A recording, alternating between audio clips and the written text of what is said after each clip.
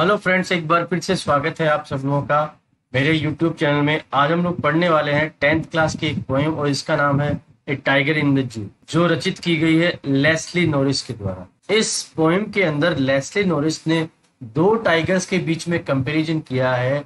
एक टाइगर जो है वो अपनी नेचुरल हैबिटेट यानी जंगल में दिखाया गया है, जो कि आजादी से घूमता है, और दूसरा टाइगर जो है उसको केज के अंदर, पिंजरे के अंदर, जू के अंदर दिखाया गया है और उसको अपनी आजादी पूरी तरह से प्राप्त नहीं है। तो चलो देखते हैं किस तरह से पोएट ने इन दोनों टाइगर्स का कंपैरिजन किया है और इनके बारे में इस कविता में क्या बताया है। He stalks in his vivid stripes the few steps of his cage on pads of velvet quiet in his quiet rage। सबसे पहले स्टेंजा में कहा गया है कि he stalks in his vivid stripes। Stock का मतलब है अकड़ कर शानदार तरीके से चलना।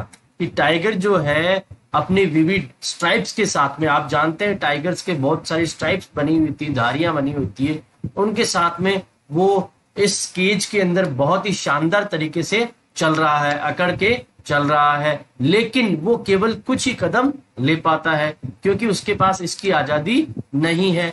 On pads of velvet quite, और उसके जो पेड्स हैं, उसके जो पैर के नीचे गद्देदार ये जो स्पंज जैसे लगे हुए हैं वो वेलवेट की तरह हैं। इन इज क्वाइट रेज, और वो जो है वो रेज में, रेज का मतलब क्रोध और क्वाइट का मतलब शांति। यहाँ पे क्वाइट रेज के अंदर आप देख सकते हैं कि पोइट ने ऑक्सीमोरन का यूज किया है। ऑक्सीमोरन एक फिगर ऑफ स्पीच है, उसमें दो विरोधी चीजों का यूज किया जा सकता है। जैसे क्वाइट का मतलब शांति और रेज का मतलब क्रोध, तो दोनों बिल्कुल विरोधी हो गए।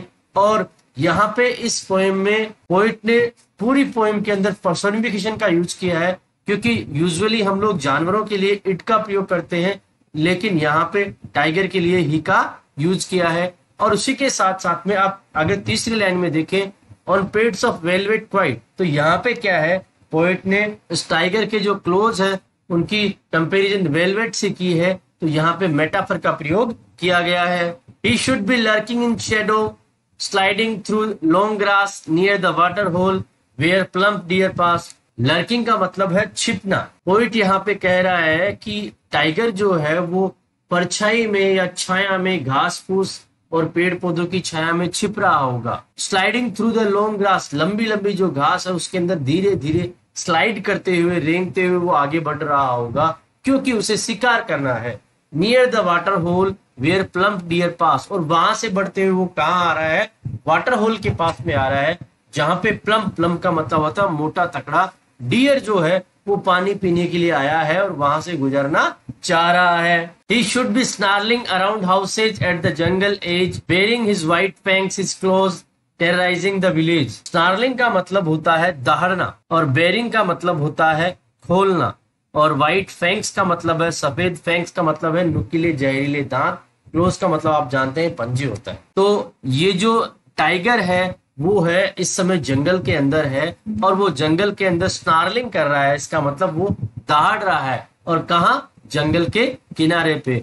बेयरिंग हिज व्हाइट फैंक्स, और वो क्या कर रहा है, अपना मुंह खोल रहा है और अपने जो नुकीले दांत है उनको दिखा रहा है, और अपने पंजे जो है उनको भी दिखा रहा है, ताकि गांव के लोगों को वो डरा सके। But he is locked in a concrete shell, its strength behind bars, stalking the length of its cage, ignoring visitors।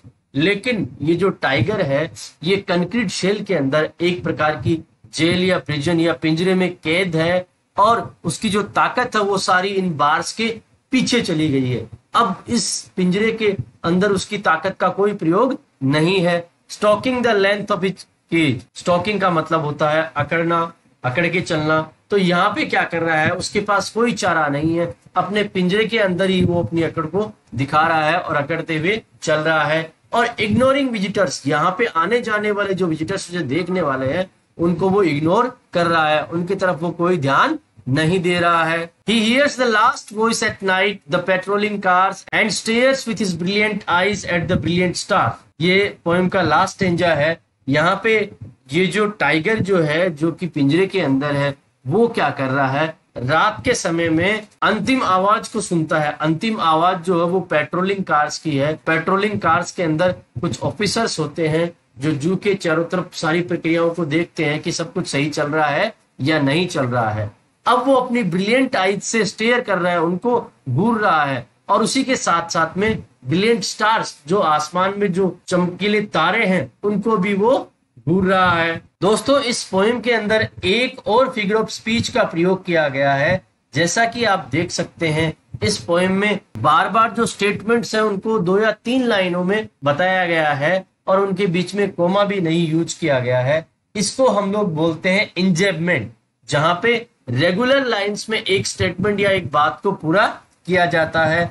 और अगर इसकी राइम स्कीम के बारे में हम लोग बात करें तो इसकी राइम स्कीम है ए, बी, सी और बी। जैसा कि आप देख सकते हैं, नाइट, कार्स, आइज और स्टार्स। तो कार्स और स्टार्स है वो राइम कर रहे हैं, तो नाइट हो गई ए, कार्स हो गई हमारी बी, आइज हो गई हमारी सी, और कार्स और स्टार्स मिल रहे हैं तो वापस यहाँ पे हो गई बी। दोस्तों, उम्मीद करता हूँ ये वीडियो आपको अच्छा लगा होगा। इसे प्लीज लाइक शेयर करें और मेरे चैनल को सब्सक्राइब भी जरूर करें। धन्यवाद।